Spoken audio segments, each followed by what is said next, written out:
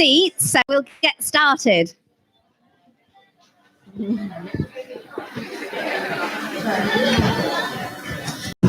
Well, thank you all so much for coming today.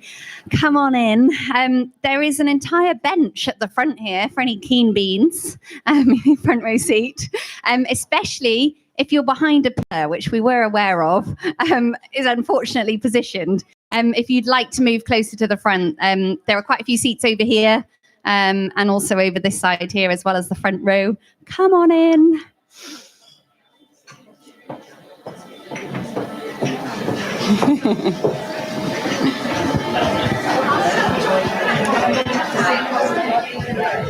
Marie, the music. We'll just get the music turned down.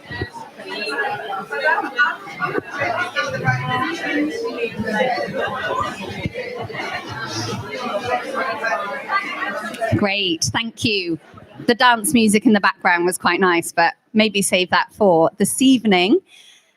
So thank you all so much for being here today. It's amazing just to feel the buzz of excitement in the room, and really exciting to see so many familiar faces, so many new faces that I've seen on a website so far, or the other side of a screen. And I feel like every time I bump into someone, I'm thinking, oh, I really want to introduce you to you. And really, that's what today is all about, bringing together people who've been involved with eXXpedition in the past, people in the future, and also lots of other members of the general public, people in our wider community, people interested in it. So welcome to all of you, and I'm really looking forward to today.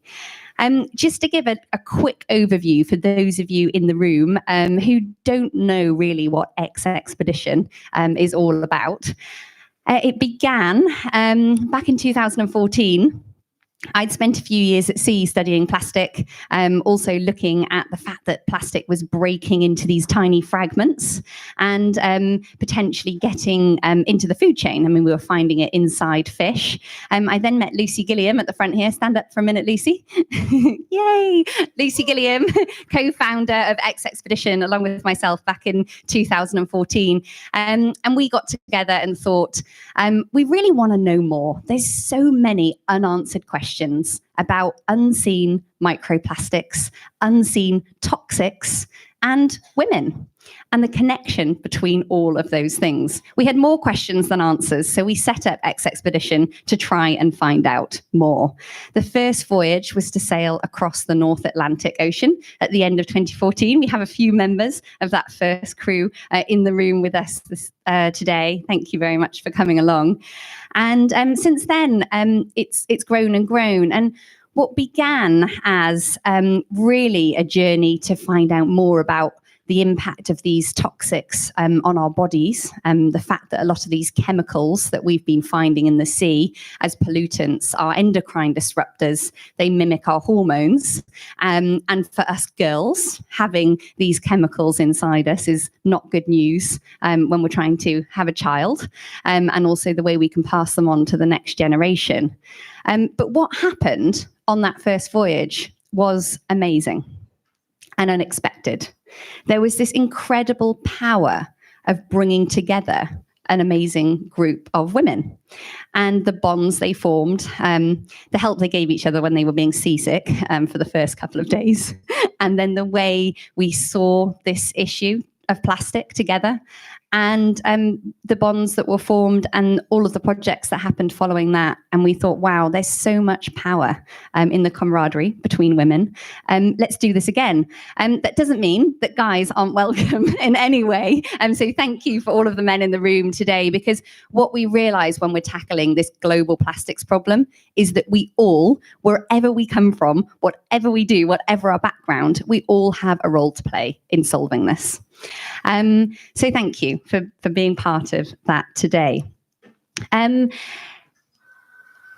think the other thing that really sort of stands out to me from being at sea, and we'll kind of delve into this deeper with some of the talks today, but a lot of it is based around the fact that so much of the plastic that we're looking at when we're out there is tiny. Hence, eXXpedition's tagline, making the unseen seen. It has more than one meaning. It's the toxics, the chemicals, and also women in subjects that they aren't particularly seen in. But focusing on those microplastics for a moment, and the many that we now know are probably sunk so far into the depths of the ocean that we'll probably never see them. It makes me realize that trying to clean up this plastic mess in our ocean is a really hard challenge at sea, but that we have this amazing opportunity right now here on land to stop any more plastic going into the ocean. But when we start to look at how we do that, we realize that there's not one clear answer. And this is what we want to explore today. There's not one replacement for this amazing, pretty incredible material, plastic, that we invented, and we've literally used it for everything we do. You can't go more than 5 minutes in life without touching a piece of it. And if we tried to switch all that plastic out for something else, we'd surely create just another problem in doing so. And so when I look at solutions, I keep coming back to this fact that our resilience in the future is through the diversity of the solutions that we can come up with, but therefore the people who need to come up with them. And it's not just up to governments and scientists and traditionally the people that solve big problems to really tackle this, but what we need is everyone. We need scientists, but we also need communicators. We need filmmakers, we need journalists, we need artists, storytellers, and we need problem solvers. We need designers, we need policymakers, and we need teachers and people who can carry on the message. And literally whatever our area of expertise is, it's all needed to solve this problem.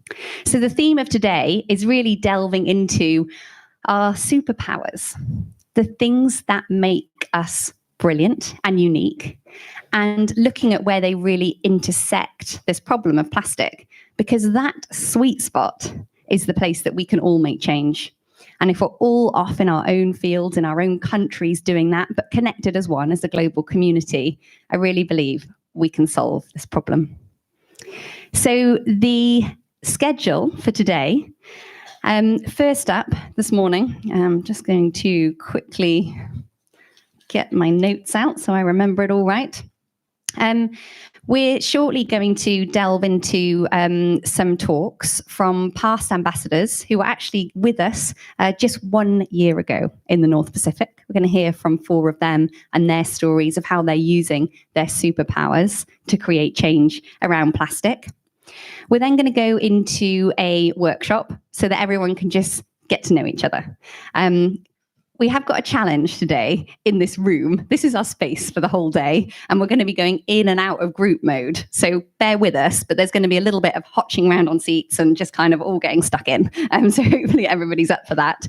So we'll go into that second half of the morning with a workshop around solutions, just to get us thinking outside the box. And then we're going to have a panel. And the first panel, we're going to be discussing where should we focus tomorrow's science. We'll break for lunch. We'll come back after lunch with another panel talking about who's to blame nationality-wise, and focus on Asia, a country that's typically had the finger pointed at, but we want to bust a few myths there and really open up that discussion here today. And then we're going to go into some more ambassador spotlights from ambassadors who've been involved right through to the beginning, and then finish with another workshop where we'll break into our superpower groups, which you've all selected this morning. Don't worry if it seemed a bit overwhelming trying to decide your superpower. A lot of us do several different things, but it'll be a great basis to just start a conversation and meet other people facing the same challenges as you. Because that's so much of what today is about, is connecting everyone, all these incredible people. I mean, eXXpedition wouldn't exist if it wasn't for all of you lot. And so today is all about bringing this family a little bit closer together.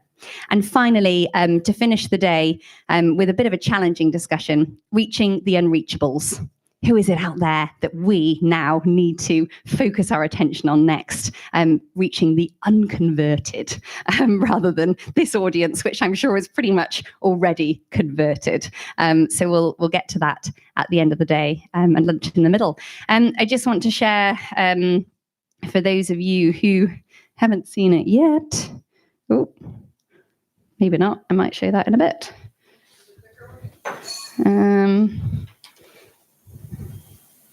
It's not. Sorry, got slight AV.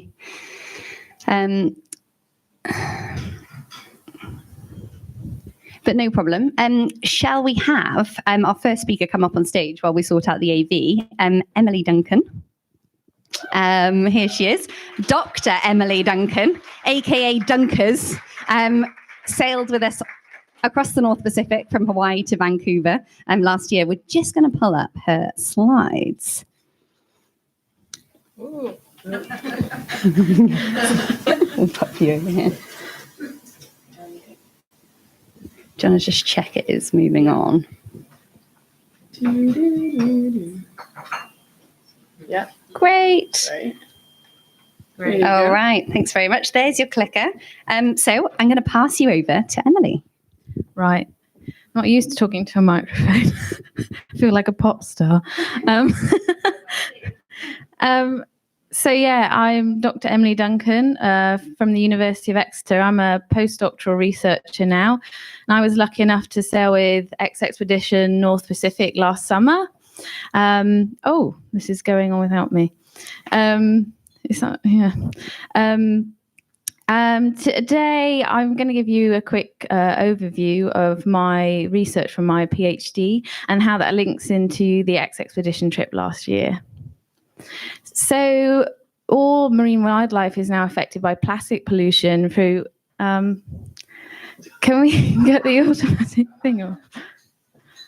So all marine wildlife is affected by plastic pollution now through ingestion, entanglement, wider ecosystem effects, and also habitat degradation.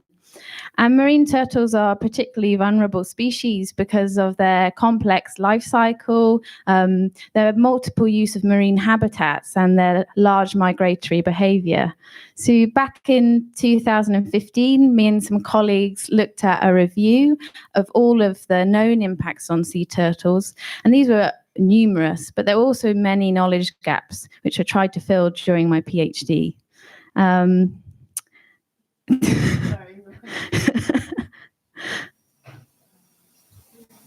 I'll wait for the next slide. You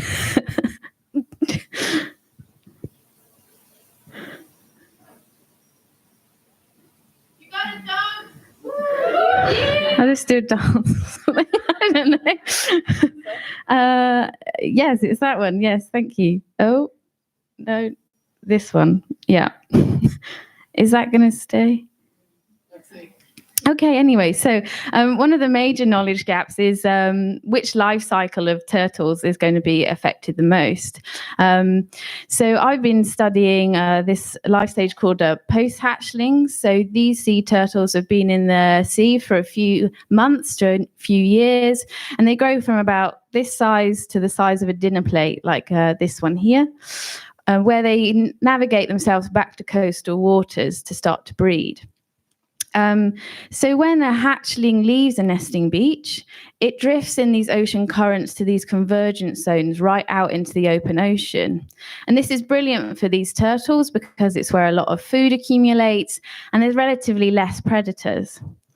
However, unfortunately, the same currents that take these little sea turtles to the open ocean now also take all our plastic to exactly the same place. A lot of this plastic will be floating in the top few meters of water where these turtles are also feeding. And because this life stage feeds so indiscriminately, it's thought that these could be ingesting a large amount of this plastic and therefore the most threatened of the life stages. But as you can imagine, studying tiny turtles in a vast open ocean is extremely difficult. Until very recently, sea turtle biologists called this the lost years because we had no idea where they were going. So eXXpedition's voyage last year gave a really unique opportunity to go out into these open oceans and sample what plastics these turtles might be interacting with. So we did our trawls and we found numerous amounts of small floating plastic, which I imagine these turtles would be ingesting in vast quantities. So this is some of my current research out in Australia looking at this issue for this life stage. Another question is what, are you okay down there? Sorry. Okay, don't need to crouch there. Oh no, it's not. Okay, I'll just carry on. Why are turtles ingesting plastic? So all 7 species of sea turtle are now known to ingest macroplastics. So these are large pieces of plastic above 5 millimeters, but we don't really know why this is happening. It's not understood whether these turtles are ingesting it just because it's mixed in with their normal dietary food items, or whether they actively select to ingest it. So this was a part of research done out in northern Cyprus in the Mediterranean with green sea turtles. And there, these turtles are ingesting a lot of plastic. This small juvenile green turtle had ingested over 183 pieces of plastic. And this is just its contents from its intestine laid out. For this part of research, every single piece of plastic is classified for what type of plastic it is, what shape it is, and what color it is. And this, when we compare it to what's available in the environment, helps us to work out whether turtles are selecting to eat certain types of plastic. So green turtles in Cyprus more selectively ingested long, thin, flexible pieces of plastic that were green, brown, and black in color. And this is very similar to their normal dietary item, which is seagrass. So this body of work points towards that turtles are selecting in certain types of plastic to ingest. As Emily mentioned before, and I'm sure everyone is aware, the oceans are not only experiencing pollution from large pieces of plastic, but also pieces of microplastic. So these are technically defined as anything under 5 millimeters, but they can be micrometers in size. So during my PhD, while people were investigating turtles eating large pieces of plastic, there wasn't really known or understood whether they ingested microplastics at all. So we aimed to see whether they did, and also to develop a method to do so. This study was conducted over 100 turtles from 3 ocean basins, from the Pacific, Atlantic, and the Mediterranean. And we used enzymes to look and help us to identify these microplastics. So this is the same little green turtle as in the slide before. And this is its gut content sample that's been exposed to these enzymes. And this helps us to remove the biological material from our samples and identify and isolate potential microplastic fibers. So all turtles were found to ingest microplastics. The majority of them were these fibers with smaller amounts of fragments and microbeads on the top there. We also wanted to look at what the presence of plastic pollution on nesting beaches was doing. Nesting beaches are critical habitats for marine turtles. It's where they complete their life cycle and they lay their eggs. So we also conducted this research in Cyprus. This is a typical strand line out there. It's the plastic bird on those beaches is incredible. But we wanted to see whether the plastic was present at where these turtles lay their eggs, which is about 1 meter down in the sand for a green turtle. So this project included a lot of coring into sand, a lot of digging sand, a lot of sieving sand, and some amazing students that worked with me. I think we sieved and dug over a ton of sand, so it was quite full on. And we found plastic that was pervasive over all the nesting beaches that we looked at, and it was present at nesting depth for these turtles. The majority of it was small, hard fragments and industrial pellets.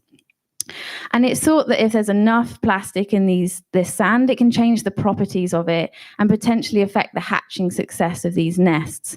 But we need to do some more research into this. Finally, I looked at entanglement. So entanglement is a major issue and a cause of mortality for sea turtles across the world. There's been reports of them being entangled in ghost fishing gear, in woven packaging, in plastic bags.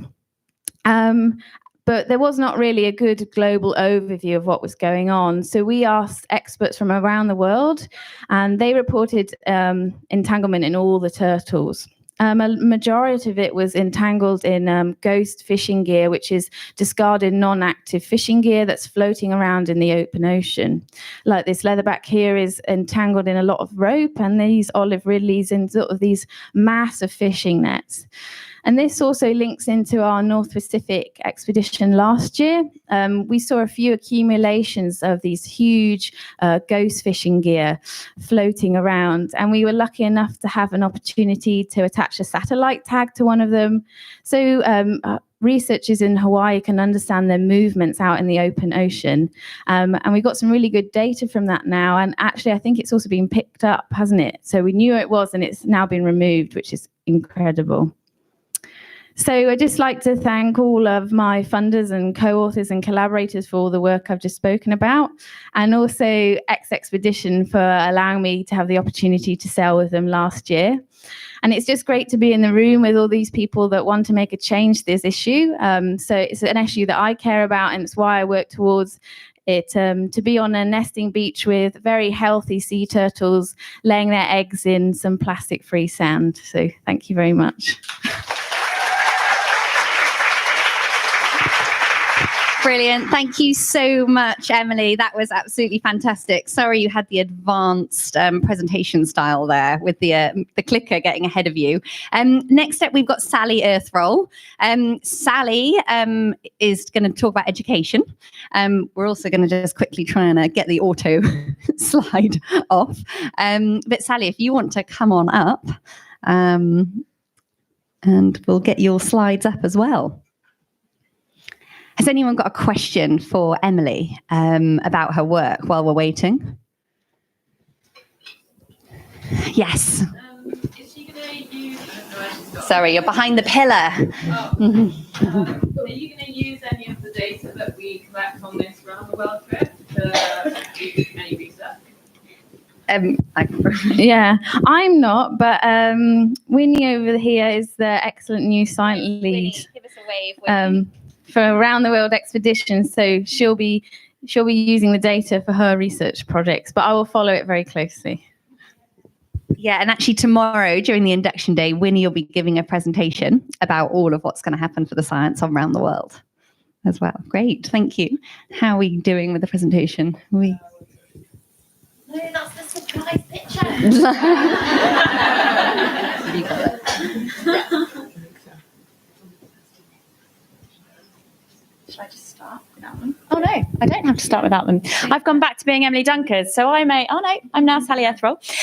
So hi, nice, thank you. So amazing to see you all here today. So I have spent the majority of my adult life in the classroom as a geography teacher. Where is the clicker anyway? Right here. And I think it's staying. Yeah, that won't see the screen. And as you can see, I have always loved to geek out a little bit about geography and about our planet. So even going to the extent of colouring in my own T-shirt. So yeah, I have spent 12 years in the classroom, and partly because when I was growing up, I absolutely loved learning myself and really enjoyed learning about the planet. I loved being outside in nature, asking questions, being inquisitive, probably really annoying my parents. I enjoyed being in the classroom and getting a much deeper understanding of how our planet worked.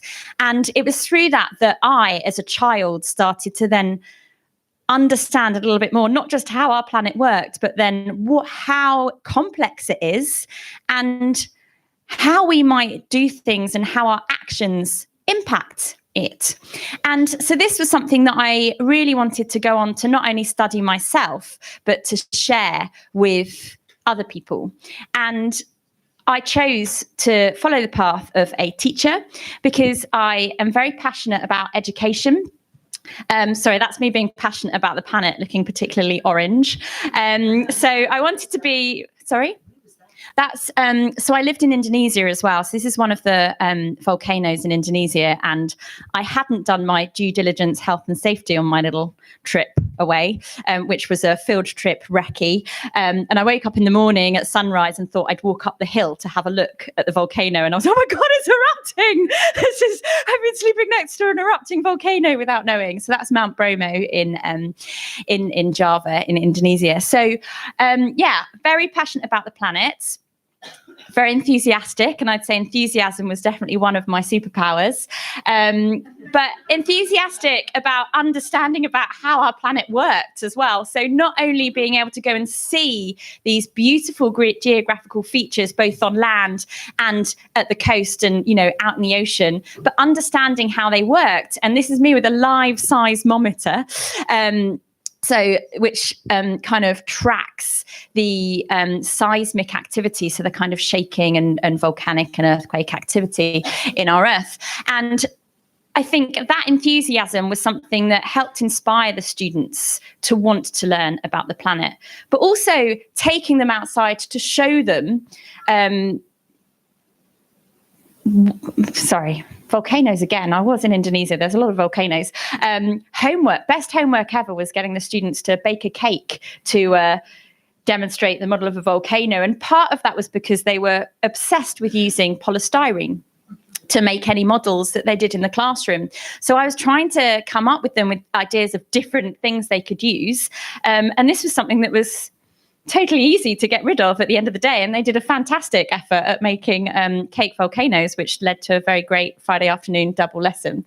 But part of them understanding it was taking students out into nature and them being able to understand and see it for themselves and start to ask those inquisitive questions that I'd always asked as a child, and develop that enthusiasm within them that means that, you know, they want to do something to then protect the planet that they live on as well. So it was a formula that had worked really well in the classrooms that I taught in, both in Indonesia here, but also in the UK, in London, and taking students out from inner city London schools. Quite often those students didn't even have a countryside. I remember going to the coast with a group of A-level students. So there were 17, and it was the first time some of those students had actually seen the sea. Unfortunately, it was on a day when it was snowing, so it didn't show the UK in its best light. But that was a transformative experience for those people, being able to go out and see it for themselves. And I've always been very passionate about education as being a really powerful tool to help that understanding, raise awareness, and then stimulate people to want to take action. And when I lived in Indonesia, that's when I first became really acutely aware of the devastating impacts of plastic pollution. There was waste on every street corner that went into every drain and river that went into every part of the coastline. And, you know, this is just a beach at the end of the road from the school that we'd often go and do field work in, but we'd also go down and carry out beach cleans. And every time we went back, the rubbish had come back as well. So the students then, because they'd gained this appreciation for the planet through being able to experience and see it for themselves, they wanted to really start doing something about it. And it made my job as a teacher a lot easier. They got much better results. They were enthusiastic and much easier to teach and asking questions because they had this instilled passion and instilled responsibility within them. So I set up this group of kids that were eco-warriors, as they like to call themselves, in Indonesia. And we worked with a lot of the local organisations. And I was in Bali in particular. And there's loads going on there. They've now banned a lot of single-use items. They're really at the forefront of doing lots of amazing things. And lots of these students work with Bye Bye Plastic Bags and the other amazing organisations that are there. So it was great to be part of that movement. And it was through that network that I heard about eXXpedition. And I was reading it thinking, God, this sounds amazing. You've got the science and the, you know, the facts and the figures that, you know, everyone needs to know. Knowledge is power. You've got a group of people that are going out and seeing it for themselves and having that experience and that transformative experience that I'd seen work so well back in an education environment in the classroom. And then you've got this now army of ambassadors that are going forward and telling their own stories in their own way that inspires people to want to make a change. And so I now went and joined eXXpedition North Pacific last summer. And for me, it was a transformative experience as well in different ways. The first one, it was physically transformative. So not in my physical transformation, but in terms of the fact I'd been living in Indonesia, and actually I now have chosen to be back in the UK so I can work with the eXXpedition team as mission leader. It's been emotionally transformative. I've met so many amazing people that have helped inspire and motivate me to want to keep going and want to keep telling the story and want to keep educating, not just children, but talking to everyone about it and impassioning people about their planet and understanding it a little bit better as well. And it's changed what I do for a living, mostly because although the skill sets are very transferable from being in the classroom, I no longer am in the classroom. I'm now the mission leader for eXXpedition. So there's lots of familiar faces in the room today that I've been speaking to on screen, interviewing you for eXXpedition around the world, and even people checking in. I'm like, oh, recognize that name. They've applied. So yeah, it's amazing to see you all in the room today. And it's great to see so many ambassadors as well. So I now am working with Emily and the team on eXXpedition around the world. You'll find me either on SV Travel Edge, out on lots of the missions. And I'm really excited about working with all of the people that are coming on board and going through the workshops and the outreach events and everything that we have planned for eXXpedition around the world. But I'm excited about that for two reasons. One, for me to learn from everybody else, and two, for the impact that I think we really are going to have on such a huge scale. The only way I can describe eXXpedition at the moment is epic. And I'm really excited to be a part of it. So thank you very much. Thank you so much, Sally. That was brilliant, and we're very excited. Oh, just a few more, you know. Very, very excited to have Sally on the core team and really leading the way on around the world. So we've talked about science, we've talked about education, and now we're going to move into another superpower. We're going to talk about industry. And for that, we've got Christine Berg from Tomra joining us, another crew member from last year. Also, Tomra are one of our gold sponsors, as you can see on our sponsor wall at the back there, for eXXpedition around the world. So I'm going to hand over to Christine. That way.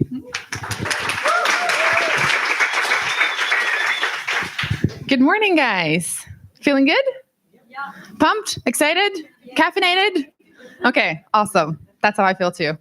Yeah, as Emily said, my name is Christine. I just want to say blessed, there's no other way to explain it, to be part of the North Pacific crossing from Hawaii to Vancouver last year.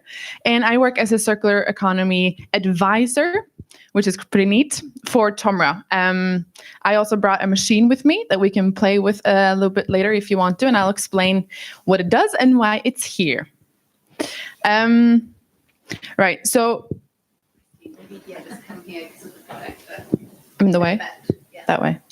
Okay, I'll try to stay still. I'm not very good at it, but I will try.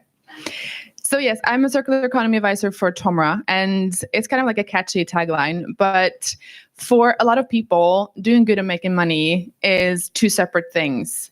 But we know, and I know personally as well, that these two things go perfectly well hand in hand, because you shouldn't be making money without doing good. And that's kind of the ethos of the company that I work for as well, Tomra, because we are, we're all about making the most of the resources that we have. We're all about circular economy and putting materials and resources back into the loop and making sure that it doesn't end up in nature in the first place. So that's a little bit of the background of why we're interested as a company to be part of it and what I'm super passionate about it as well. just a quick glance at Tomra that I want to give you is because we do, like that machine takes back your empty bottles and cans, and it gives you back a deposit if that machine is set in a country that has a deposit legislation, such as Germany or Norway or even in Australia. And we can talk more about UK later as well if you want to, because it's coming up here as well, obviously, as it should. But, Tomra is, I think, last year, 75% of the world's French fries comes from potatoes that have been through a Tomra machine, our big sorting machines. We sort plastic, we sort metal. The world's second largest diamond was found on a Tomra machine. It's all about that sensor technology to make sure that you're as efficient with the resources you extract as possible. You make the most of them. And the reason I say that is it's not to sort of like plug the company or anything, but this being in all these industries and having all these value chains that we interface with comes with a great responsibility in terms of what we do. And that's kind of the impression that I wanted to give you with that one. And we were fortunate enough to put our logo on the boat to the crossing over North Pacific last year. And the reason we went out there is basically, it's quite simple, to me at least. If we're going to solve it, it's what I was taught in school as well. My teacher would always tell me, before you even start writing the answer to the question, make sure you read the question 3 times, because you have to understand what you're being asked before you even try to formulate an answer. So that's what it was for us as well as a company going out there, to really understand the problem that we're trying to help solve on land. And they put me on board. Yay! Some of you might have seen this slide. Have you guys heard of the Ellen MacArthur Foundation? Yeah, preaching to the choir. Yes. So this slide is something that I often use when, I give talks and I work internally, and I work a lot with partnerships as well externally. And it often comes back to this, that basically the plastic packaging, and this just specifically plastic packaging, right? It doesn't have anything to do with clothes or with construction materials. It's just packaging, is mostly linear. It's 86% that basically just goes one way and does not come back into the loop. So of those 14% that are collected for recycling, different things happen to it. Some is actually recycled, some is downcycled, some is process losses. And you can't really see it that well, but it says 2% goes back into closed loop recycling, which is what that machine achieves and is what our company is all about. And if you put that in terms of like our favorite plastic culprit these days, which is the plastic bottle that's getting a lot of attention. The 2% closed loop recycling basically means that out of 100 bottles, only 2 of them go back into new bottles. That means 98% of plastic packaging has a loss of quality and a loss of value.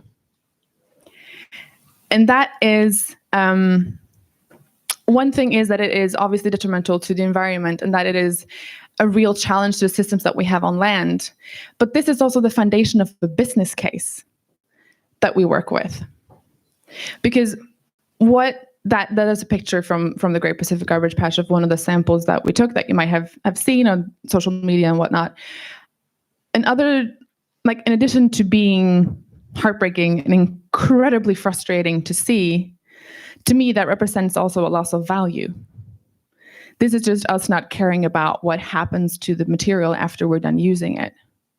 So for me, in the work that I do, having been out there, having seen it, and being able to bring that back into the discussions, it just really solidifies the fact that there's a lot of people who want to do like ocean plastic products, and that's cool, and it's really sexy these days, and I fully support it because we need all kinds of solutions to help solve this. But what would be really sexy? If companies took back what they put out there in the first place. I would love that, because this is ultimately what happens when you lose the quality and the value. And this is one of my favorite slides. It's a little bit complicated, but I love it. But the point of this one is, and I know that Michelle, that you're going to meet later after me, she's going to talk a little bit about design as well. But this is basically sort of a definition of the circular economy, where you have a couple of waste flows that go through either what we call automated collection, which can be a reverse vending machine, which is what it's called, because you don't put money in to get something out. You put empties in and you get money out. where you have bottles, cans that go through that closed loop to be turned back into new food grade packaging, which is really important. And then also you have other waste streams where basically if it's really just like commingled and you don't really care what you're going to do with it, if the business case is just, I'm going to put it all in one bucket and I'm not going to care where it goes, if it goes to landfill or goes to incineration, you really don't need to know what's in it. And then we talk about maybe 200 euros per ton of mixed plastic. That's the value. But if you actually put in place, like simple as putting a sorting machine in front of a waste management facility, if you do that and you sort out the plastic packaging to make sure that you can use it again and put it back into the loop, you're talking about 2.5 to 7 times value increase. And what I bring with me in my work is that this isn't nice to have. This is the bare minimum that we need to put in place. And we're seeing now that there's such a market pull to be part of this. It's a government legislation pushing for it. And it really is a shift that we're seeing in the recycling industry as well, to do better and to really close the loop of materials on land.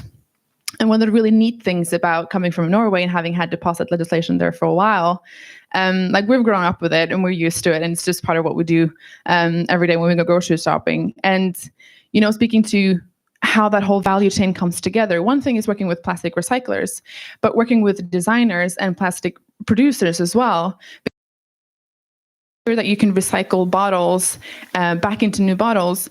The system even dictates what kind of label you can use, what color the bottle should be, what kind of material for the cap, and what kind of glue you'll use for the labels to make sure that it's as recyclable as possible. So that's the kind of, if you take the value chain perspective, that's the kind of change that you can make happen. And that has been, I think it's hard to put a pinpoint into how important it is to people when they hear someone from the industry talk about the fact that they've been out there, they've seen the problem, and it's just really, it gives me the opportunity to say that there isn't really any plan B for this, and we need to get going on better systems. So it has really transformed my whole professional life to having been out on eXXpedition. And yeah, it's amazing. Thank you.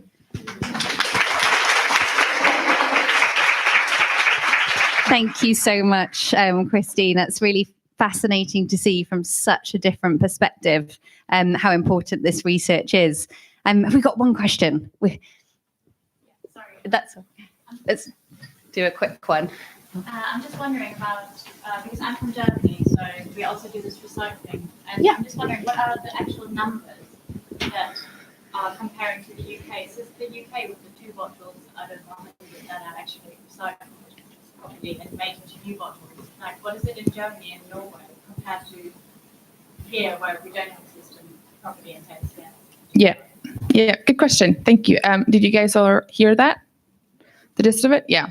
So it's about basically you're talking about the return and recycling rates in different countries. And I'm sorry if it was a little bit confusing, but the 2 bottles out of 100, I wasn't referring specifically to the UK, and I'm sorry if that came across, but it's more globally in terms of if you draw the line between plastic packaging and you use an example with the bottles. So that example would be 2 out of 100 bottles. But to your point, if you're in just any kind of regular country that doesn't really have producer responsibility legislation, you're going to have maybe about around 40% of collection and return rates on plastic packaging.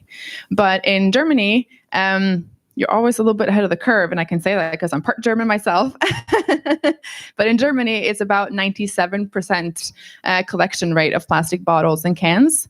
And in Norway, we're consistently around 95%.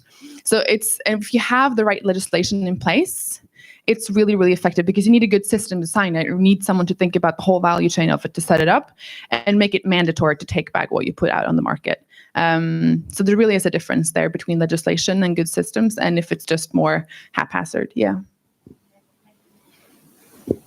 Are they quantifying also waste to energy for incineration as part of that recycling?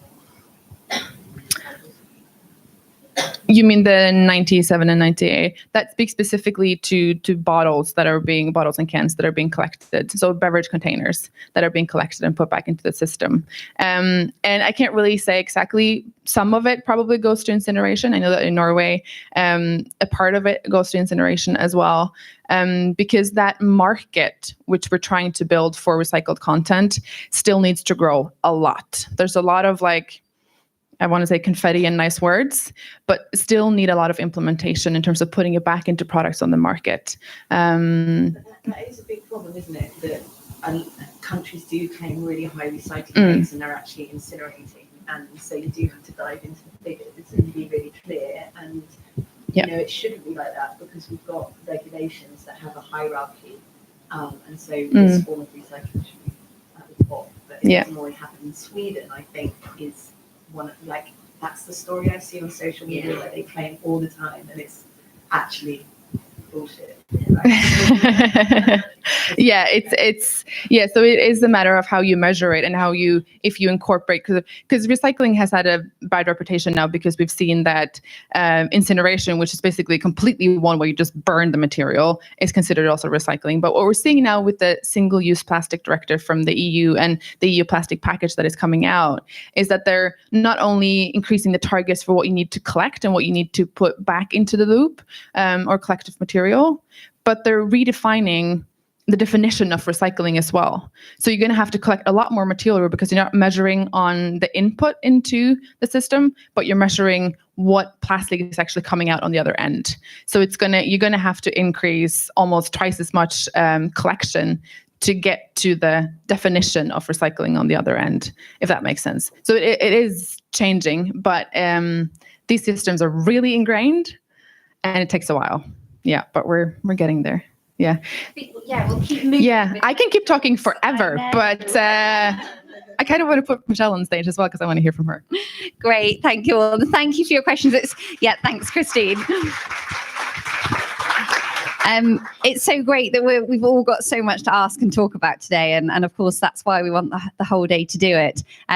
We're jumping into each of these snapshots. I know it's a bit overwhelming. It's like, oh, there's one way to solve it. There's another way to solve it. There's another way. And now there's a fourth way. Really showing that diversity. And we'll try not to feel too overwhelmed as through the rest of the day we break it down. So next to hand over to Michelle, who's come all the way from San Francisco to be with us this weekend. So thank you so much, Michelle. And is going to talk to us about design. Thank you. Thank you so much. Hello. It is strange to have a microphone up in front of a lot of people. You weren't kidding about the pop star bit. Hi, my name is Michelle. I'm a designer. I work in San Francisco for a company called Method. We also work with brands Ecover, and we're recently purchased by SC Johnson. So we have a lot of new brands together. And I just want to share with you a little bit about myself, who I am, how I came to be a designer, how I came to learn about eXXpedition, learned about my own superpowers, and then share with you a few challenges and opportunities that I'm seeing in the packaging industry. So, hi, I'm Michelle. So I'm a designer, and a little bit about my background. It looks like things got a little fixed around on the slides, but that's okay. We'll run through it. So as a designer, one of the things that really attracted me to the field of design is how many things you can do with design. You have so many opportunities to kind of learn how people think about products, dig into the everyday use case scenarios. I did a lot as a design researcher where I was working with people in home, like actually learning about how they used products, what they liked, what they didn't like, what they needed, what they didn't need, and where the opportunities were, basically, to produce better products. After that, I got into the branding and retail space, where I was really learning a little bit more about how design can be used to influence decisions and purchasing decisions, and a little bit about, rediscovering my own passion for information design. Design in general, I'm a visual learner myself, and I know a lot of people are, so it's a really great opportunity to kind of communicate on a visual level and make really complex concepts clear for people to understand. So I find that this really helps with the storytelling superpower. One of the things that I was doing in this space, though, is I was using at the end of this job, I was actually using my skills as a visual designer to help people choose toilets in the shopping arena for Kohler. And I thought, I want to be doing something a little bit more, meaningful with my work. So I moved away from the retail space design, information design aspect, and got into exhibition design. So here's where I actually learned a lot more about using information design again to kind of educate around complex issues in science and history, and helped build some museums around the world. And from this point, I actually went on a very fortuitous run one day with a friend of mine who was also a designer. And she had mentioned this company called Method. And she's like, hey, we're going out to Hawaii with a group called Sustainable Coastlines Hawaii. And we're going to be collecting plastic off the beaches, and we're going to be making bottles out of it, and putting those on the market to kind of, create a system where you can actually build products out of materials that are already on the planet. So these are the brands that Method and eXXover work for. Sorry, this got a little messed up as well, but these were our bottles. And this is a little bit about how we came to make those bottles.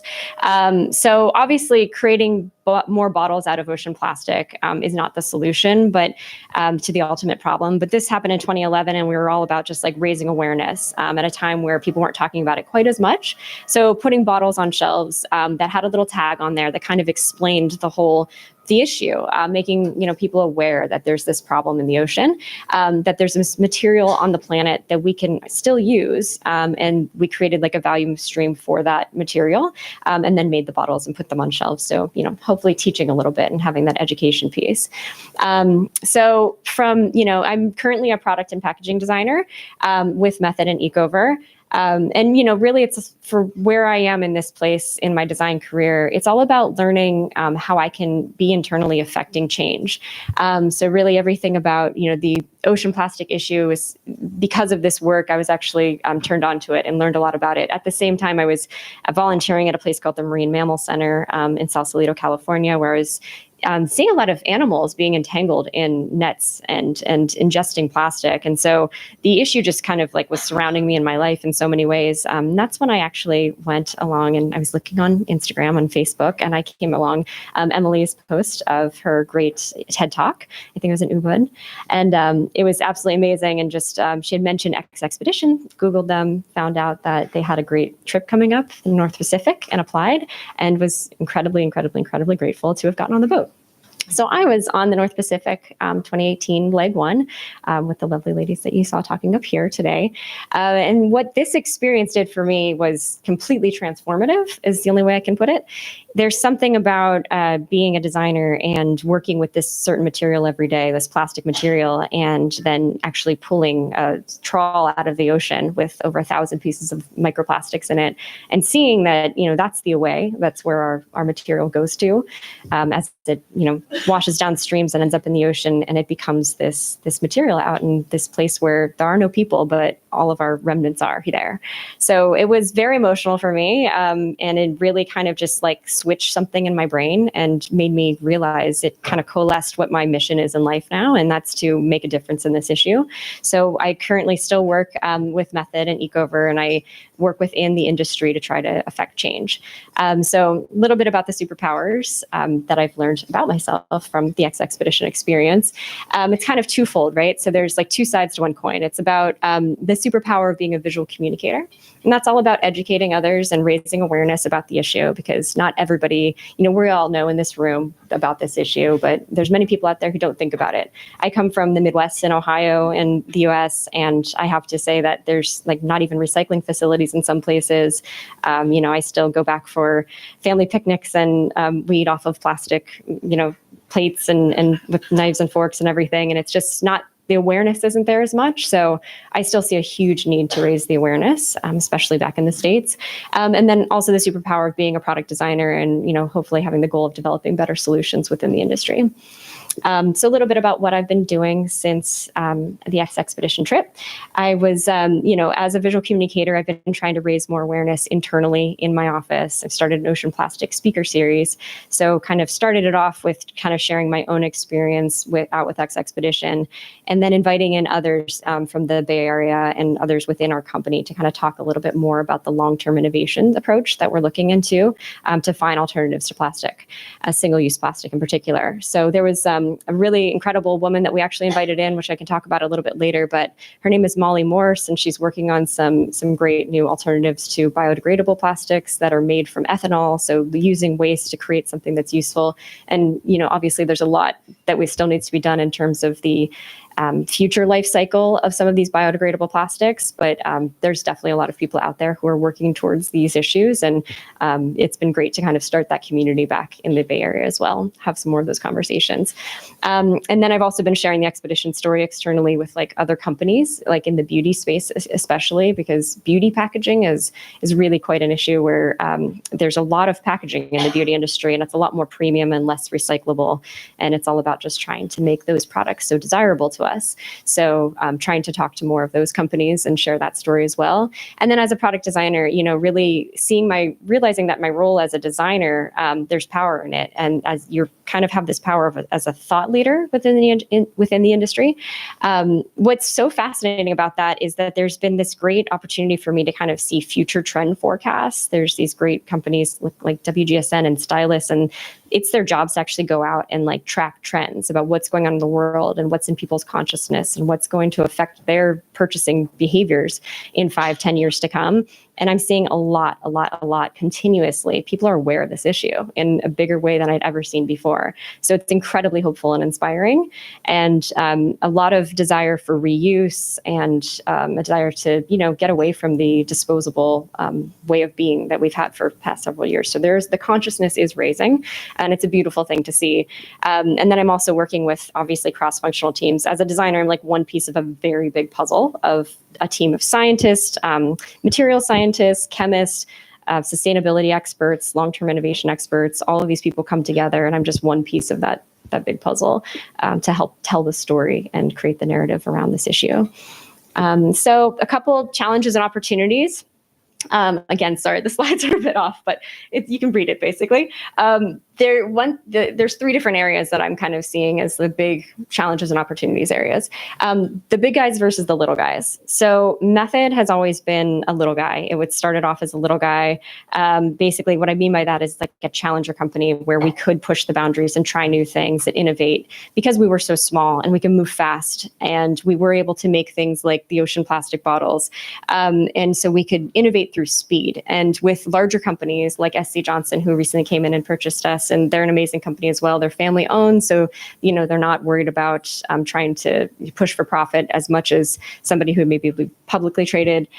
We have this opportunity to scale that innovation. So I see a lot of the little guys kind of being the more like transformative ones in the industry, and getting bought up by the big guys who are able to take that innovation and scale it up to the bigger state, which is hopeful. So, for example, they now make Windex bottles out of ocean plastic. And again, we all know it's not it's the ultimate solution, but raising that awareness and getting people even to see it on shelf and talk about it and think about it, and getting that consumer who may not know anything about this issue to be thinking about it is pretty awesome.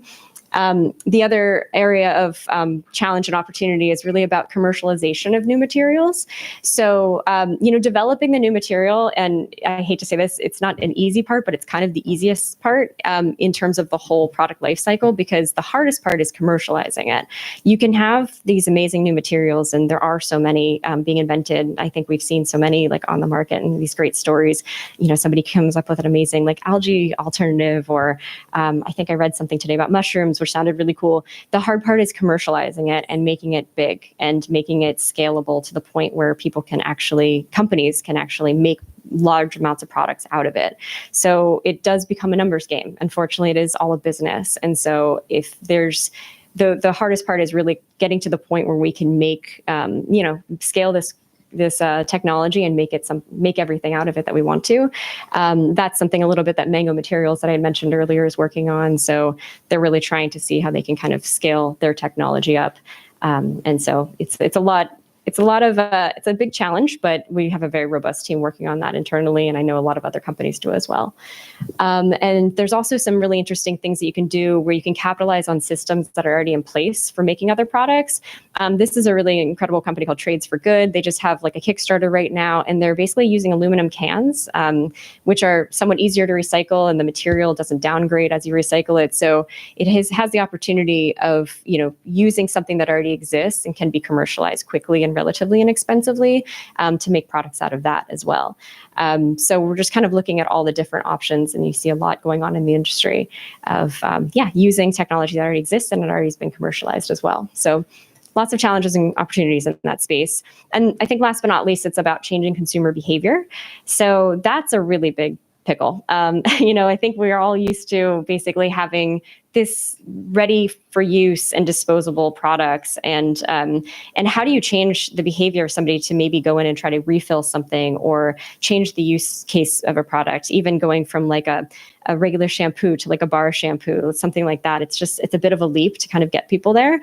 Again, this is where education and that awareness comes in, but it's also about companies like ours, like making some interesting and frankly sexy products that people want to use, like to have something that's desirable, that you want to pick up and try and, see what you can do with it. And we also, think about how what I feel powerful about is the fact that like we as consumers, like as the industry calls us consumers, like we have this ability to vote with our dollars and vote with our money. And we, really do have the power because they're ultimately looking to us to see what we want. Where's the hole in the market that we need filled? So like each and every one of us in this room and every one of us has this opportunity to kind of like pick the products that are better, and don't pick the ones that aren't, don't pick the ones that are going to continue the problem. So by doing that, then you really give the smaller businesses that are doing amazing things the power to, kind of rise up and take over.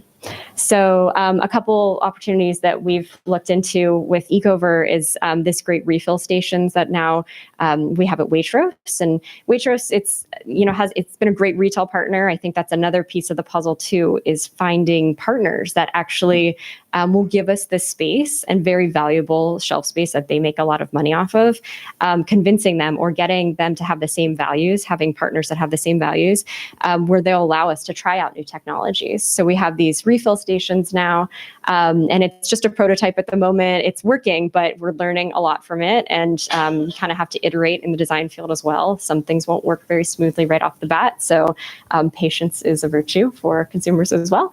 But yeah, that's been a great partnership. And then, this didn't really, but picture in your mind's eye these great bottles and these great tablets. And this is a company called Blueland. So Blueland is a really interesting new technology too, where they have what they call forever bottles. And it's all about concentrates, right? So if you think about like an Alka-Seltzer tab or just a little tab that you drop into a bottle of water that you fill up at home.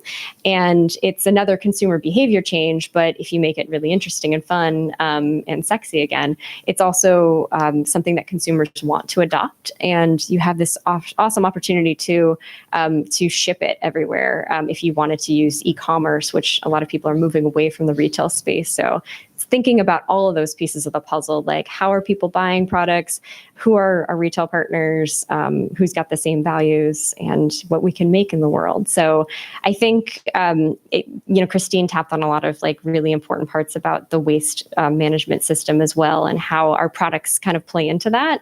And it's a challenge. There's so many different pieces to the puzzle, but ultimately I think altogether we can really make a difference by all coming together in this beautiful way and communicating. And I'm just so excited to be here with all of you. And I want to pick all your brains, and I hope you pick mine, and we can all just learn from each other and get a lot out of today. So thank you.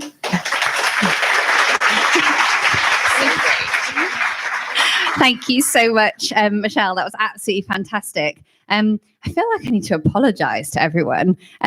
First, for anyone that thought they were coming just to hear about plastic pollution, because we have delved in right at the deep end into all of the different ways that we could solve the problem. So Saturday morning. It's like quite a wake up. And also sorry to anyone in the audience that's thinking, oh wow, those ambassadors are kind of terrifyingly incredible in terms of what they're all doing to solve this problem. But do not fear. That's what the community is here to do and to talk about today, is how we can all kind of move things forward.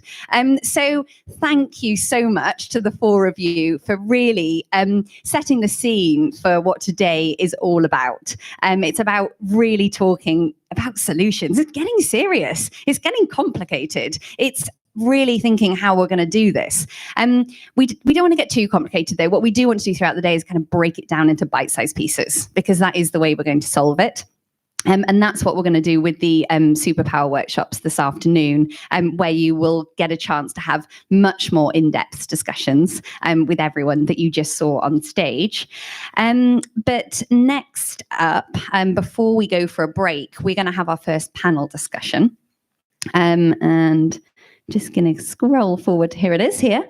So this first panel discussion is going to focus on science. So Emily Duncan did a really fantastic job of giving us an overview of her research and really where we're at with a lot of the scientific work around plastic and the impact of that plastic on the marine life at the moment. But what we want to talk about is what about what's next? What is the really important science that we should be doing next to really push forward to solutions? So we're going to grab a few stools on your way up if you can, and I'm going to introduce Dr. Lucy Gilliam, Dr. Winnie Courtine-Jones, and Rowan Henthorne to the stage. Thank you.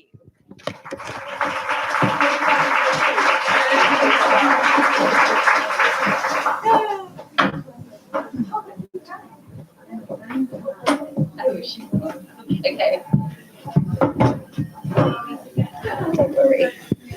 We've actually, Rowan's just doing a quick interview and Lucy needs to go into the loo. Why don't we switch around, have a break now for 15 minutes, and then we'll kick off the next session with the panel before the workshop.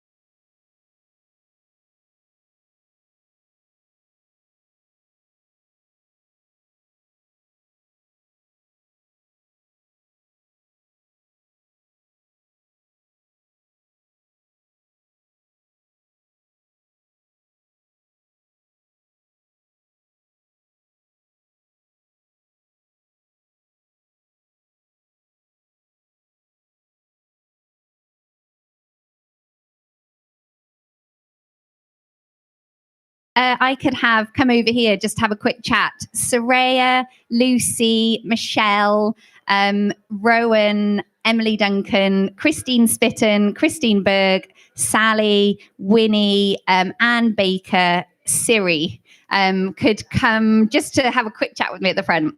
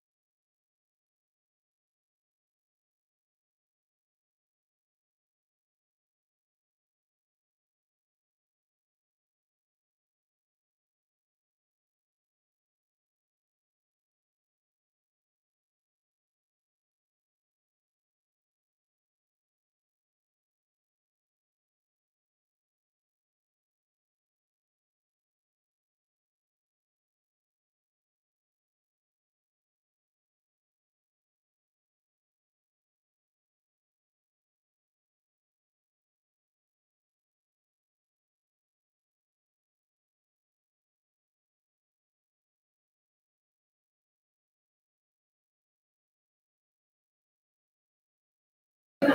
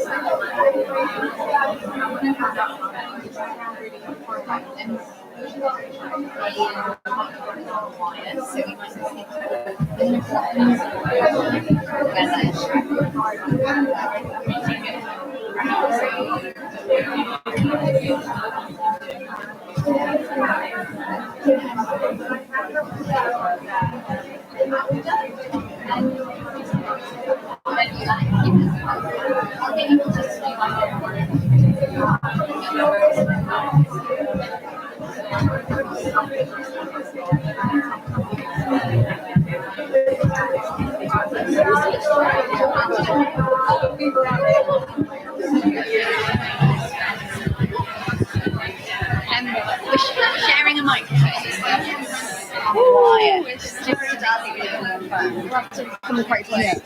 And it's actually quite loud. No, because I No, we're turning that off. Oh, So it's just so your names were there. Don't worry, you can all slide back.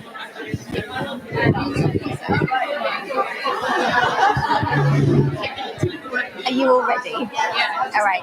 I'm going to get you just to do a little 1 minute, say who you are, so everyone knows. And then just thinking the best. I really want to sort of do the, so do we need more science kind of thing? But maybe we just do a bit of a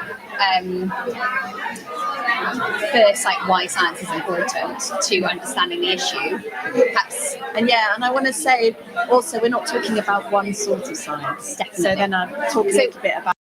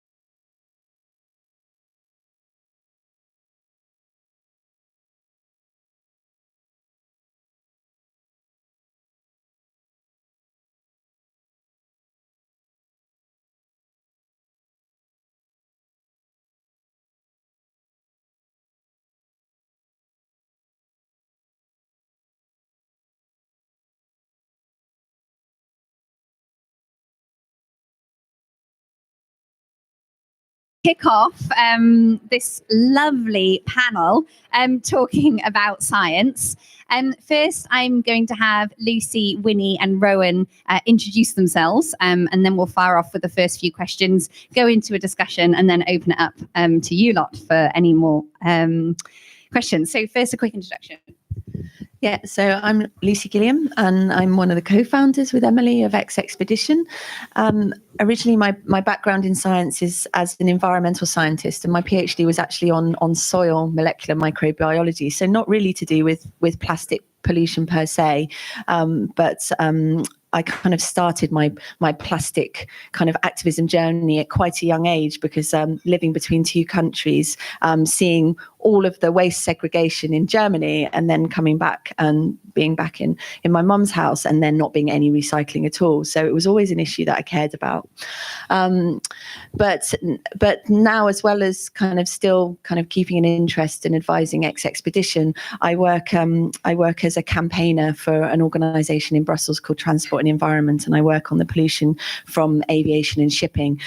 So I still have a tiny handle on plastics in that role as well, looking at plastic pollution from shipping. But when I met Emily, I was working for DEFRA at the time, and in that role, I was working as a science advisor across all of the departments, so kind of diving in and out of many different environmental issues, including plastic, including behaviour change. And it was looking at some of the challenges of implementing policies that really kind of got me inspired to collaborate on eXXpedition, because at that time when I was working for DEFRA, the behaviour change unit didn't think it was possible to bring in plastic bag bans or any other plastic bans, because it wasn't considered publicly acceptable, that, you know, the threat of the Daily Mail kind of preventing something like that happens. So, you know, in those 11 years since I worked there, actually a lot has changed. So that's very exciting. But yeah, I'm very excited to join this panel debate, because, you know, science isn't one thing, it's many different things. It's a process. It's a process of exploring and trying to understand how, you know, the reality is, and you can apply it to pretty much anything. So that's me. Hi, everybody. My name's Winnie Courtney-Jones. I am the science lead for eXXpedition around the world. So I'll be, I have designed the program that we'll be doing. I'm based at the University of Plymouth, where I work with Professor Richard Thompson. Prior to my eXXpedition life, I did my PhD researching microplastic pollution in the deep sea, so 2,500 meters deep, finding microplastics down there, and that the starfish right on the seafloor were ingesting tiny bits of microplastics all the way back for the last 4 decades. So just wondering how it got down there. And that's what sparked my interest to try and join eXXpedition and look at the global distribution over the next few years. But I guess my plastic journey started before my PhD. I worked in the Caribbean for a year, and we would clean up the sargassum seaweed that washed ashore and find loads of plastics inside that. And we'd clean that up every morning so that we could get our boats out and go off diving safely. And every tide, it came back up. And that really, got me thinking, where is it coming from? How you'd see the toothbrushes and the flip-flops and really recognizable items. So yeah, that's what started this for me. So yeah, I'll move on. Hello, everyone. My name is Rowan Henthorne, and I was on North Pacific Leg 1. My background is marine science, which sort of led me on to joining the expedition. And at the moment, I'm working for government trying to implement plastic policy. I also have my own environmental group that tries to make science and environmental issues more interesting to the wider public and people who aren't necessarily interested in it. So I think my journey of plastic has sort of gone from quite a science and environmental interest into actually how we can deal with this social issue. And I found that really sort of interesting journey.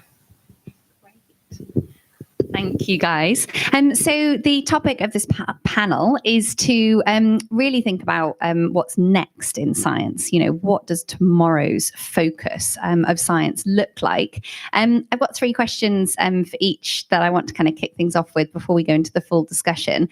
First, I'm going to go to Winnie, and just to set the scene a little bit, can you tell us sort of, you know, why the science that we have been doing today is important? You know, what does it allow us to do when it comes to plastic?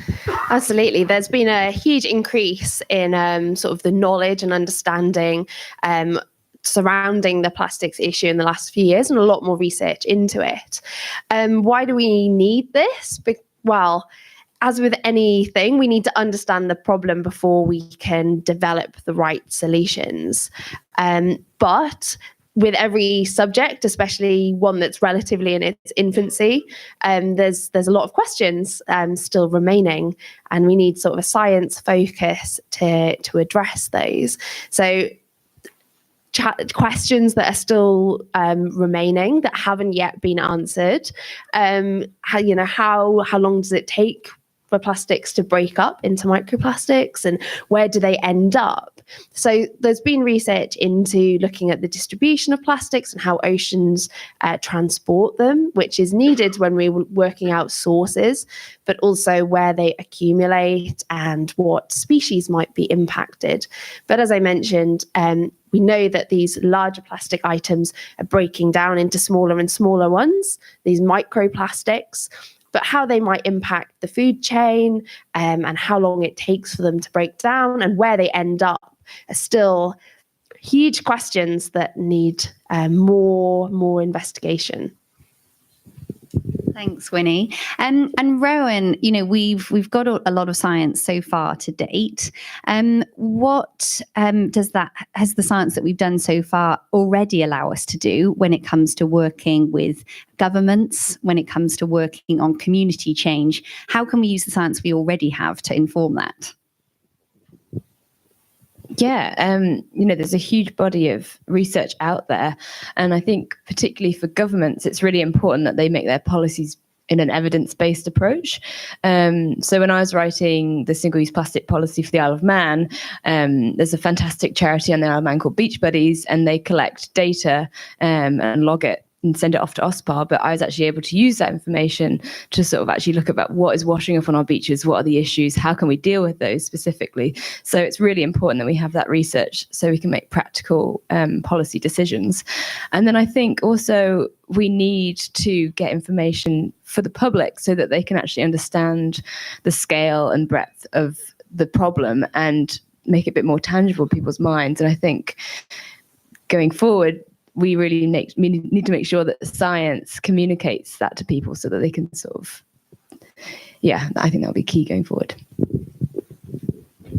Thanks, Rowan. So one of the questions that sometimes gets thrown at me when I'm talking about going off sailing around the world to do 2 years of scientific research is, don't we already know, what the problem is? Don't we have enough science? Don't we already know we've got these gyres, these accumulation zones? Surely now it's just about action. So putting that to you, Lucy, do we already have enough science? I don't think we have enough science, because what we always say is that there's no easy solutions. And you could look at the amount of plastic that we're seeing in the ocean and go, right, okay, we have to ban absolutely everything now. But we also have some huge challenges in society. Like our food system is at the moment entirely dependent on a lot of plastic packaging. And if we were to do away with that overnight without actually changing our food system, we would have mountains more of waste. And that has a problem in its own right. If we waste food, there's all the resources that have gone into growing that food. It's impacting climate change as well. So, we can't just go, okay, get rid of all packaging overnight. We have to evolve those systems. And in order to do that, we have to have good information about what the difference will make if we do make X or Y change. And, we need new industrial processes, but we also need to have new kind of human system processes as well. So we need to understand about how people really behave, and also how people take in information and how people change, at an individual level, but also at a societal level. So we need to understand exactly what the problem is, where the plastic is, what it's doing, but we also need to understand what our role is in creating it, and also the complexity of the system to make that change. And, policymakers also need to have evidence to make their decisions, because when they're trading off lots of environmental challenges, they have to weigh up and go, okay, so it's going to cost us X amount to do this, but we might have this problem. How do we find the sweet spots where we actually tackle lots of things at the same time? And yeah, it requires evidence, and it requires, more information. So, Winnie, you've just finished your PhD in microplastics. You are, poised early in your career. You've done a huge amount already, but you have a whole career ahead of you as a scientist studying microplastics, thinking about the future, what sort of science of tomorrow, we're going to do. Talking a little bit about what you've set up for eXXpedition around the world, but also maybe the things you haven't been able to set up because either the technology is not possible, the finance and the resource isn't possible. How do you see that future scientific research that we need to do at sea? Oh, a big question there. So I think taking a more broad ecosystem approach is really important, not just considering one area, but how they all link up. So in the Round the World Science Programme, we're trying to link up the surface of the water, also the water column and the sea floor, shallow sea floor. I'll put a disclaimer in there, not going thousands of meters deep off a yacht. But yeah, looking at where it's ending up and thinking that the ocean isn't just this two-dimensional surface that we see, but there's this vast water column below it, and how it might fragment and sink down through the water column, and then ultimately where it ends up. If we're only looking at the surface and all of the models and predictions of how much plastic is out there, we're not taking into account a huge amount of the ocean that could also be storing plastic. So when we're thinking of the global budget of plastics and how they move, we're just not taking that into account. So I think looking deeper in the water, looking broader, how things connect up, the impacts that has, would be sort of my biological science perspective on things. But yeah, approaching things from lots of different areas too, not just one type of science, but yeah, bringing in lots of different disciplines, physics and chemistry as well, all to the mix, social science, to all put in their aspects. Anyone want to jump in? The only thing I wanted to say was eXXpedition Deep Sea. Who's in? Do we have a submarine pilot in the room? Almost. Yeah. Absolutely. The deep is, and Winnie said this to me the first time I met her, but we so often forget that our ocean is three-dimensional, and we're so focused on the surface, and actually it's just a tiny percentage of the whole ocean up there on the surface. It's this amazing three-dimensional thing that, of course, we know more about the surface of the moon than we know about the bottom of our ocean. So absolutely, it's an area that we need to go next. Rowan, your work of trying to influence governments, trying to influence communities, was there ever a moment, or is there ever a moment, when you think, if only there was this piece of science that said that? I'm putting you on the spot here. Is there something that comes to mind that you think, I'd love to have that knowledge because it would make me better at being a change maker and getting to do my job? Yeah, absolutely. But I don't think it's probably in my discipline, but I think going into this psychology of what makes people change their minds, and because you can have all the evidence, you can have it there laid out in front of you, you can see the impact, you can see birds full of plastic, and still people don't change their minds. So I think it's a really complex issue, and one that I find really interesting. Actually, how can we make people shift and actually shift? So if I could know that, that would be perfect. So if anyone is a psychologist, get in touch.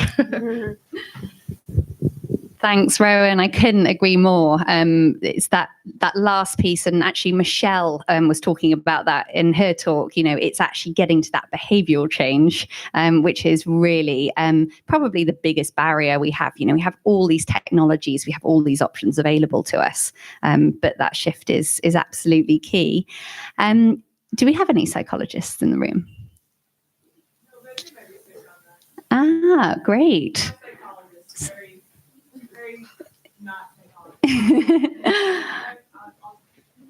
Sounds good. And it sounds like we need to do a bit of recruitment as well in our networks to other psychologists to kind of bring them into the community, because it's certainly an area that's needed. So we've talked about very much marine science. We talked about psychology. Lucy, you said earlier, you know, that you really feel science is so many different things. We haven't really yet delved into innovation, you know, the science of actually designing new things. Can you talk to us about that? Yeah, I mean, I think this is, again, coming back to what you said is, you know, we might have a solution, we might also have a good idea of the problem, but how do we get to a place where, you know, we're actually, you know, doing the right thing? And I think, you know, this is, there is a gap in innovation. So we can have all sorts of new technologies, but it doesn't mean that they'll get to market. And so, you know, understanding that process of maybe scaling things up if it's a particular technology, or replacing something in society, you know, that is also kind of an art form.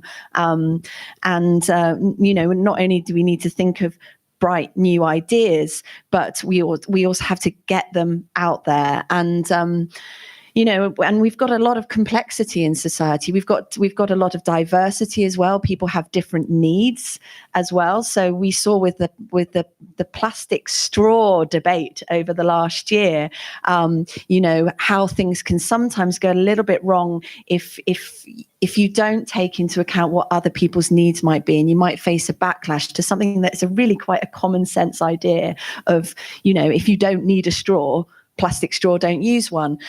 So, you know, taking on board that other people might have other needs, you know, making sure that we don't try and approach innovation from a very maybe Western or an ableist kind of mindset. And I think that's, you know, we're evolving so fast as society. We're actually all changing very fast, but it can be quite difficult to kind of keep up with all of these things. But it's really, really important if you want to get something out there, and you know, you also want to get kind of media backing and societal backing for changes that you're making.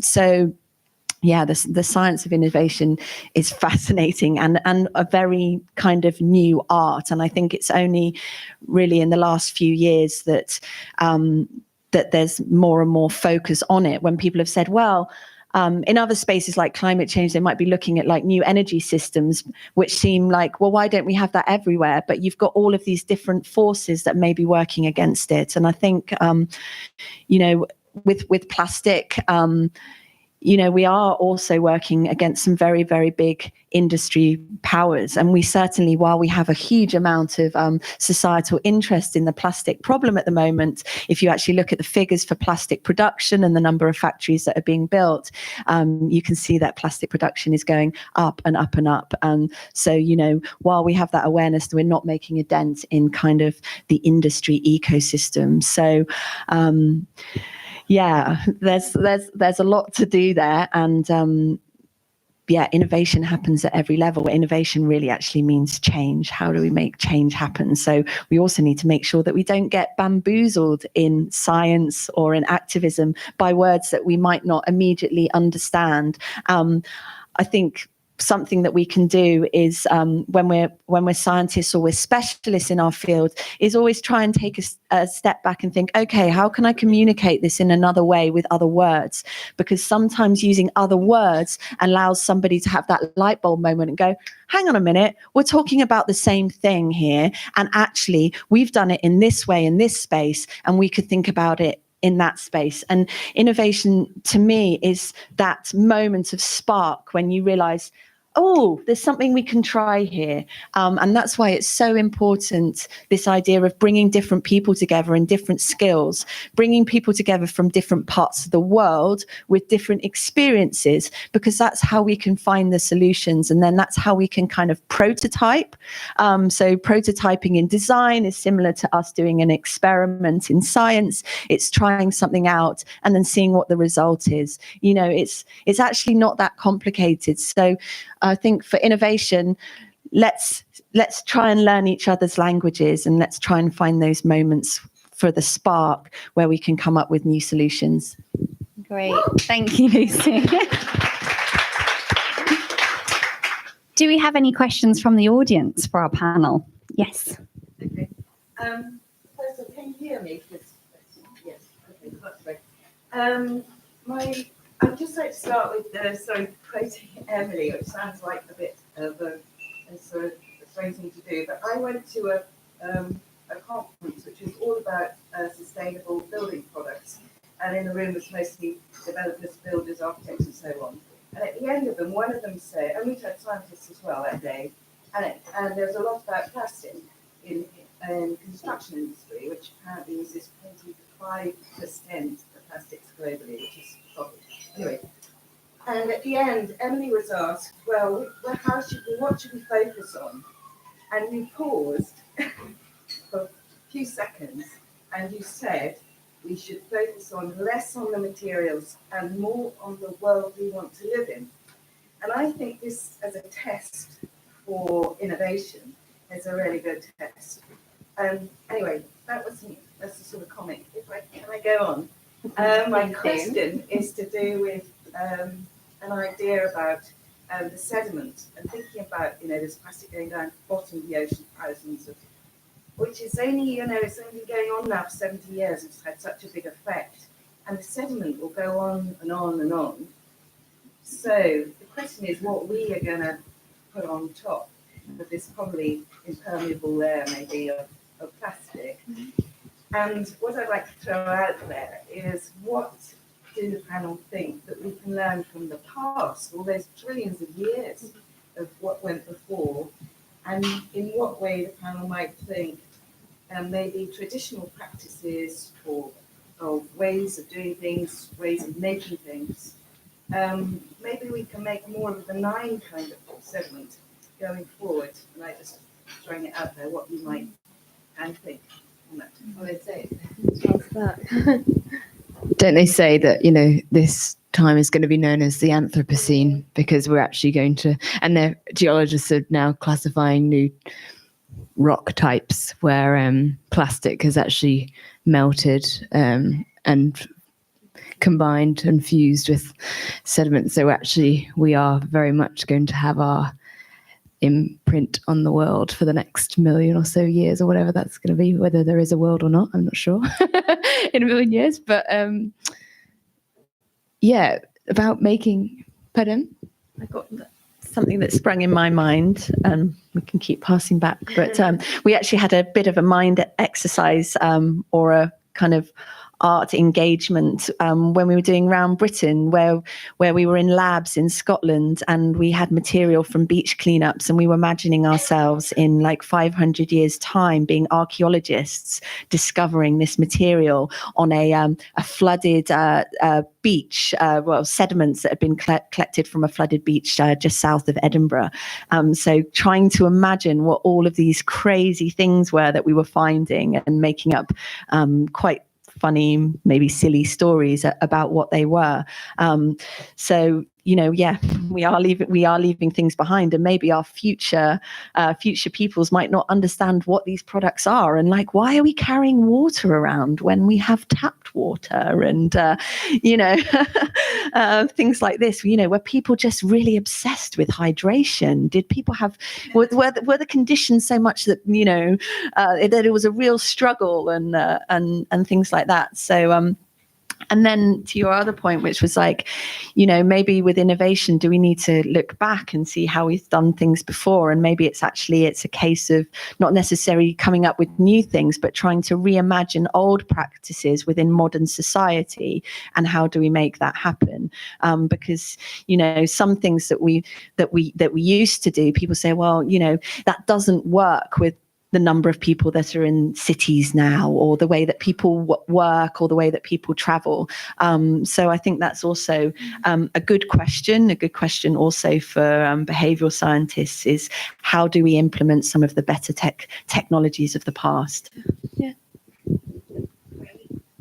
Yeah, I was just going to say that we can definitely take some aspects of the past, because a lot of these issues that we found today are because of our convenient lifestyle, which is because we are moving so quickly and we need so much and we need it all now. So I think it will be a combination of using future technologies and hopefully using the fantastic sort of technologies that Christine and Tomra do, of actually using waste as a resource, and hopefully it won't end up in sediment, so we won't be creating a new layer of anthropogenic pollution, but then also maybe taking a little bit from the past where we stopped and slowed down and didn't need everything now, and we didn't need that convenient lifestyle as much, and maybe taking elements from both.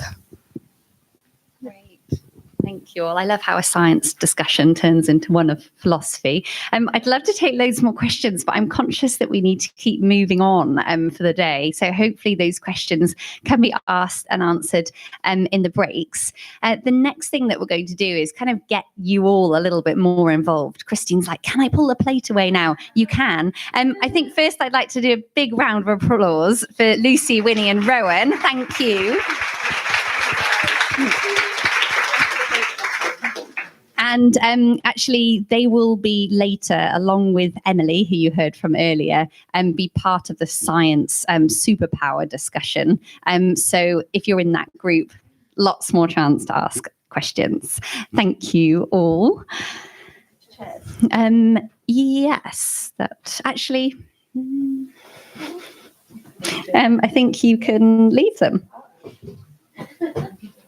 We're not going to use the stage for this next bit. So the next bit is just to, we've sort of had quite a lot to take in this morning already. The sort of early morning Saturday wake up of getting deep into the problem of plastic. Now I just want to have a chance for everybody to really get involved and have conversation and meet a few other people in the room. Bear with me, the logistics of getting you into huddles is going to be challenging in this space, as I mentioned earlier. But first I'm going to kind of introduce what we're going to do for the next 40 minutes. It's going to be all around this idea that we've talked about a lot this morning of turning off the tap. This idea that once you get the plastic in the ocean, it's really quite hard to solve it. And that there are so many ways that we can solve it here on land or on that stream that it takes to get there. Thanks, Michelle, for the graphic. And what we're going to do is think about something that all of the eXXpedition ambassadors here will know well. The new crew will do a full workshop during their expedition on this. And what we're going to do today is talk about this flow of waste from source to sea. And if you were to imagine the layers between plastics down here in the ocean, it's really hard to clean up. What we can do, though, is try and stop it getting into the sea, or maybe pull it out. We're going to try and just minimize the damage at this very bottom of the chain level. Make it just slightly less bad than it is now. If we were going to go to the next rung, a bit closer to the source, we could think about things like downcycling. So we heard from Christine earlier about to what Tomra do and this recycling and how you really get recycling levels actually up to close to 100%. And what we have at the moment is often this idea that you take something like a plastic bottle and you turn it into a pair of shoes, or you turn waste into energy. Although those shoes are much fancier than a plastic bottle and is often considered upcycling. If you're thinking of the resource, it's basically making it, in a way, one step closer to being waste in the end, because there's nothing you can do with them afterwards. And there's lots of examples of the way we use something again for a second life before it becomes waste. So it's better than nothing at all, but it's not closed loop. It's not working out how to completely return them around. So a bit closer to the source, we're then closing the loop. And then right at the top, we're just avoiding it completely. If we're not using the plastic, we don't even need to worry about everything else in the chain that comes below. So these are our 4 chambers of what we're calling the shift map. All the ways that we can solve this plastics problem from source to sea. And pretty much anything fits into the shift map. So you can ask, how are we going to stop water bottles? And there's ways that you can prevent water bottles from getting into the sea at this level, at this level, at this level, and at this level. And obviously, the closer to the top we go, in a way, the better. Because if you solve it here, you don't have to worry about any of the other steps. But some of the big challenges with getting right to the top there, as we've heard, particularly in this panel just now, is that this thing about resistance to change and the mindset shift that's needed to actually achieve the top, which means that working everywhere is still worthwhile. So that's a very quick introduction to the shift map, something you'll get to know a lot better on your expeditions if you're going on one. But what we want to do today is divide into groups, and each group is going to get one object that we find on the beach. So one of my pet hates is a toothbrush. This is one from the very middle of the North Pacific Ocean.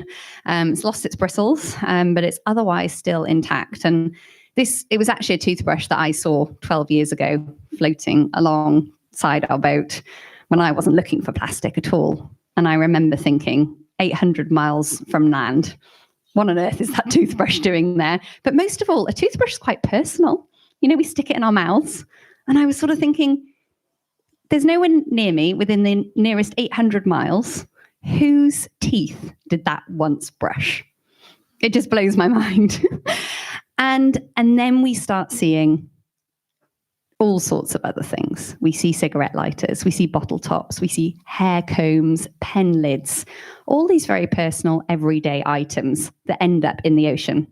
So what we're going to do in our workshop, each of you is going to have an everyday item that ends up in the ocean. And we're going to trace it from the sea where we find it all the way up to the source to solve it. You're going to work on sticky notes and come up with some solutions. So anything that's written down on a sticky note is just a solution, something you can do, which would be for this. What's a good example of something you could do to stop this ending up in the ocean? Any ideas? A bamboo toothbrush. Where would a bamboo toothbrush be in this here? Right at the top, avoid. Exactly. So you got the idea. So we're going to come up with sticky notes for all 4 chambers that relate specifically to the piece of plastic that your group has. And then we're going to assemble all the sticky notes together on the giant table at the back of the room to have there for the rest of the day, so we can all go and have a look at the real diversity of solutions that we've come up with as a group. So we're going to divide into groups of about 8 people where you're sitting. And I would first like to have come to the front some people who've done the shift mapping exercise before and therefore know what's going on. And I'm going to hand you your pieces. So if I can have Soraya, Lucy, Michelle, Rowan, Emily, Christine, ×2, Spitten and Berg, both from Norway, both blonde, Sally, Winnie, Anne and Siri all come up to the front. I've then got this box here, which feels like the naughty box. It's like all these things that have basically got out of all of our lives. And it was like really hard to find everything. And I'm going to give you all something that's going to become your group. We didn't use it, but Emily, you can have a wet wipe. Rowan, a cup. Christine, a tampon, also unused. Lucy, a bin liner. Siri a packet of crisps. It's not even waste. You'll have to eat them, so it becomes waste. We have then got a few other interesting ones in here. One second. Michelle, this is fishing line. We have got a container of coconut water for Anne. And I've also actually got, I'll bring this over to you, Anne, but I found in the ocean one of the little snapshot lids for one of these sorts of Tetra Pak. So some of these are found mid-ocean, some of them are more improvised, closer to home. Who else have we got? Sally. Looks like a glass jar, something very specific inside it. It's a microfiber. Come from clothing, very small and hard to see. Who have we got left? Soraya and Winnie. Great, I've got 2 things left. Winnie, this is a baby grow. Something that is not disposable. Wouldn't typically think of it, but it's not very, it's very short-lived, really. Given that babies grow so fast, and a nappy for Soraya. So these are our team leaders. They're going to come and find a group of you. And if you can divide where you're sitting to the nearest 8 people. So there's a very clear cluster right here in the front row. We've got another cluster just on the sofa behind, another one there. You get the idea, and we'll come and bring a leader to you.